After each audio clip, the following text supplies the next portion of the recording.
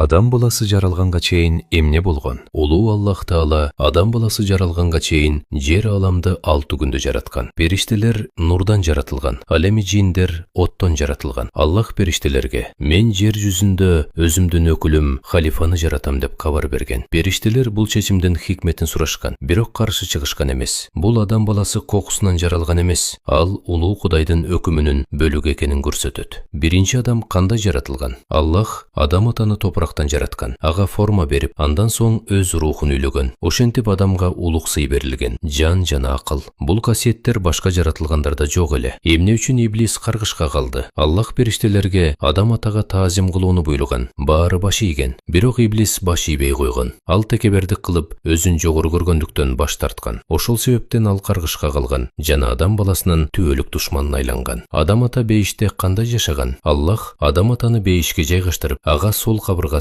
Хавва энебизди жараткан. Аларга баары уруксат кылынган, бирок бир гана шарт коюлган: белгилүү бир даракка жакындабоо. Иблис адам менен Хаввага шектенүү салган, аларды азгырган. Натыйжада алар тыюу салынган даракка жакындашкан. Бирок ката кетиргенин түшүнгөндө дароо Аллахка кайрылып тооба кылышкан. Аллах алардын тообосун кабыл алган. Эмне үчүн адам ата жерге түшүрүлгөн? Аллах аларды жерге түшүүнү буйруган. Бул жазалоо же кордоо эмес эле, адамзаттын миссиясынын башталышы болчу. Жер сыноо, эмгек жана ибадат кылуу жайына айланган. Аллах адамдарга эмне деп айтты? Аллах айтты: "Эгер силерге менден туура жол көрсөтмө келсе, ага ээрчигендер адашпайт жана бактысыз болбойт." Мына ушундан адамзаттын тарыхы башталган. Адам баласы урмат менен жаратылган. Ал жаңылышышы мүмкүн, бирок эң маанилүүсү чын жүрөктөн Аллахка кайтып тооба кылуу.